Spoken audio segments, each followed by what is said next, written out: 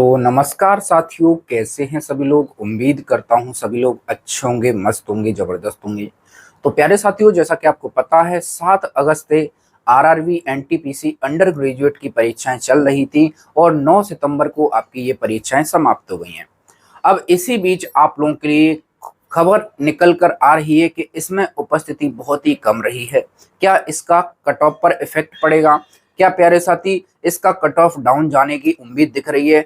तो प्यारे साथी, इन सभी प्रश्नों के जवाब आपको इस वीडियो में मिलने वाले हैं कि कंपटीशन कितना है, आपकी आंसर की कब तक आ जाएगी, यानी सब कुछ आपको इस वीडियो में मिलने वाला है। एक एक पॉइंट पर अपन चर्चा करेंगे। सभी पॉइंटों को मैंने लिखा है आपके लिए, ताकि हर एक प्रश्न का मैं आपको रिप्लाई एवं जवाब दे सकूं। ठीक है ना भैया। अब काफी लोगों का सर डाउट ये हो सकता है कि सर नॉर्मलाइजेशन कितना मिल सकता है हमें, तो इन सभी के अपन प्रश्नों के जवाब इसमें देने वाले हैं। ठीक है ना। तो सबसे पहले आप लोगों को एक चीज समझना है कि जैसे आपकी जो शिफ्ट है, जो नॉर्मलाइजेशन है, एक बार नॉर्मलाइजेशन के बारे में मैं अवगत करा देता हूं कि नॉर्मलाइजेशन अधिकतम उस छात्र को ज्यादा मिलता है जिसका हर्ड शिफ्ट में पेपर हुआ है। अब हर्ड शिफ्ट कैसे पता चलता है? हर्ड शिफ्ट का मतलब है कि उस शिफ्ट में अगर एवरेज कम रह रहा है, उसी शिफ्ट को आरआरबी क्या मान लेती है? उसको हर्ड मान लेती है।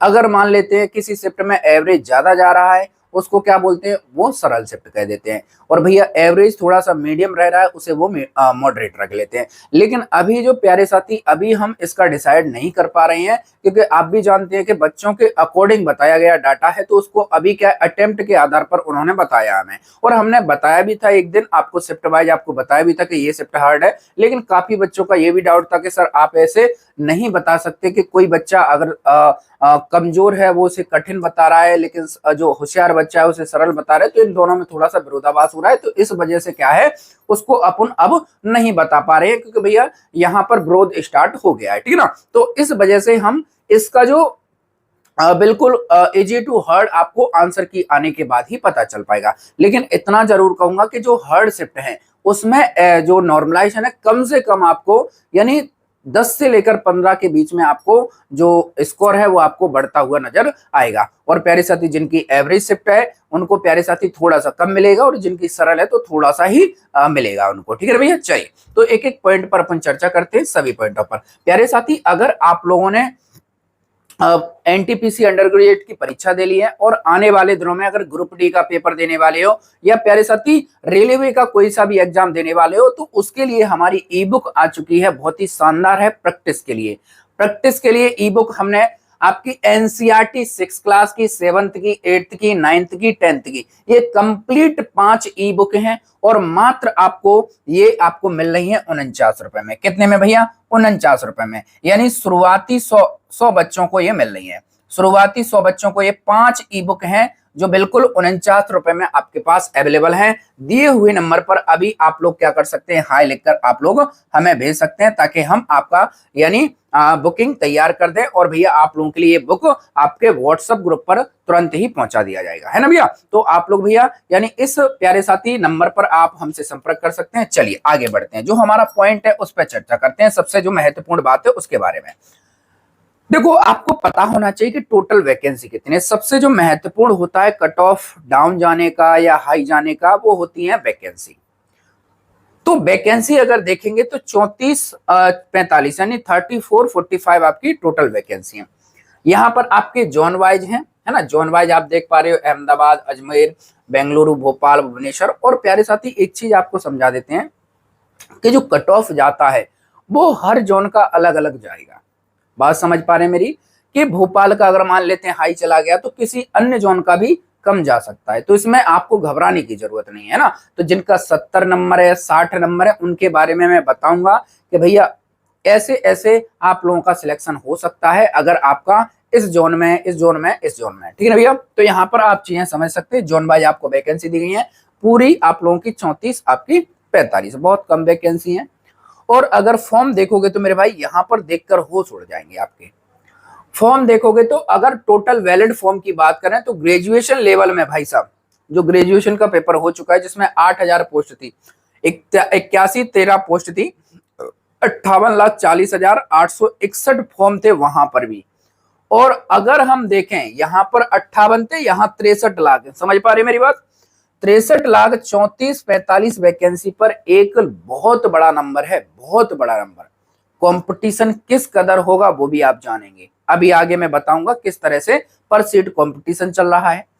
अब एक चीज समझो प्यारे, ये 63, 26, 818 होते और पेपर कंप्लीट देते, अगर पेपर ये लोग कंप्लीट देते तो प्यारे साथी आप लोगों का जो पर सीट कंपटीशन होता वो इतना होता, यानी 63,26,000 यानी आपका 818 स्टूडेंट अगर टोटल पेपर देने जाते, जो इतने फॉर्म डले हैं, तो मेरे भाई आपका जो कंपटीशन होता पर सीट कंपटीशन वो होता आपका 1836। कितना होता भैया? 1836 पर सीट कंपटीशन होता, यानी पर सीट कंपटीशन होता। बट लेकिन आप लोगों के लिए एक अच्छी खबर ये भी कह सकते हैं कि भैया जो कंपटीशन है थोड़ा सा कम हो गया है। कम कैसे हो गया है, थोड़ा सा आगे लेकर चलता हूं। यहां पर आप लोगों को इससे पहले एक चीज समझा देता हूं। ये आज की पेपर कटिंग आई है हमारे पास और आपके पास भी पहुंच गई होगी, है ना भैया? अगर आपके पास भी पहुंच गई है तो इसमें क्या बोला गया है, ध्यान से पढ़ोगे कि एनटीपीसी यूजी यानी अंडर ग्रेजुएट 6.25 लाख में से 3.4 लाख ने नहीं दी परीक्षा। ये अजमेर का डाटा है, ये अजमेर की न्यूज पब्लिक की गई है जिसमें अजमेर का डाटा बताया गया। और अजमेर में भी 6.25 लाख बच्चे पेपर देने जाने थे, तो मात्र 3.4 लाख बच्चों ने ही आपका पेपर दिया है। अगर हम थोड़ा सा प्यारे साथी यहां ध्यान दें, सबसे जो महत्वपूर्ण बात है कि इनमें से करीब 45% उपस्थिति ही प्रतिदिन रही है, मतलब केवल 45% ही उपस्थिति रही है। अब तो ये अजमेर की बात है, इसी तरह हर राज्य का, हर जोन का यही हाल रहा है, हर एग्जाम सेंटर का। तो भैया मैं आपको 45% निकालकर बच्चों का देखता हूं, तो अगर मैं 63 लाख में से 26,818 का भैया 45% निकालता हूं, तो अप्रोक्स में आपके जो बच्चे जा रहे हैं, वो सॉरी फॉर्म जा रहे हैं 28,47,068। कितना हो रहा है भैया? 28 लाख प्यारे साथी कितना है भैया? 47,000 आपका 68। अब अगर इतने बच्चे पेपर देने गए हैं और 3445 पोस्ट हैं, तब प्यारे साथी कंपटीशन कितना जा रहा है? तो तब कंपटीशन जा रहा है भैया 826, यानी जो 1800 पर सीट कंपटीशन था अब आ गया है 826। यानी एक सीट के लिए मेरे भाई अगर हम बात करें कि एक सीट के लिए कितना बच्चा कंपटीशन कर रहा है, तो 826 बच्चा अभी भी लड़ाई कर रहा है। अब 826 वह बच्चा है जो सीरियस था इस एग्जाम के प्रति, जिसको प्यारे साथी मेहनत पर, अपनी पर विश्वास था, वो बिल्कुल एग्जाम देने गया है। क्या इससे इफेक्ट पड़ेगा? तो मुझे नहीं लगता है कि इससे इफेक्ट पड़ेगा, क्योंकि आप भी जानिए कि जो 63 लाख फॉर्म भरे गए हैं तो उसमें काफी ऐसे स्टूडेंट होंगे जिनका अन्य वैकेंसियों में भी प्यारे साथी उन्होंने फॉर्म डाला होगा, जैसे एनटीपीसी हो गया, है ना, उसके अलावा ग्रेजुएशन वाला हो गया, उसके अलावा आपका एएलपी हो गया, टेक्नीशियन हो गया, या अन्य एग्जाम की बात करें आरपीएफ कांस्टेबल, ये सभी भर्तियों में उसने फॉर्म डाला है। और वो बच्चा कहीं ना कहीं सिलेक्शन हो गया, या प्यारे साथी उसका मन नहीं था या उसकी तैयारी नहीं, तो वो तो जो बच्चा है वो तो काफी निकल गया है। तो प्यारे साथी यहां पर भैया कंपटीशन तो अभी तगड़ा है, इतना तो मानोगे, बात समझ में आई? अगर कंपटीशन तगड़ा है तो एक चीज समझो, अब देखो भैया कंपटीशन अगर तगड़ा है तो मेरे भाई आपका जो कट ऑफ है थोड़ा सा हाई जाने के चांस बन जाते हैं। अब कितने बनेंगे वो भी आपको बता देते हैं, ठीक है ना भैया? तो कितना बन जाएगा वो भी आपको बताएंगे, लेकिन आप लोगों को एक चीज और बता देते हैं। काफी लोगों का प्रश्न ये भी है कि आंसर की कब तक आ जाएगी। मेरे भाई देखो, अगर हम बात करें की के लिए मैं आपको बता देता हूं कि जो आपकी परीक्षा है 19 दिन परीक्षा चलती है और भैया 57 शिफ्ट में आपका कंप्लीट होता है, ठीक ना? तो भैया लास्ट एग्जाम की बात करें तो लास्ट एग्जाम आपका होता है भैया 9 सितंबर को।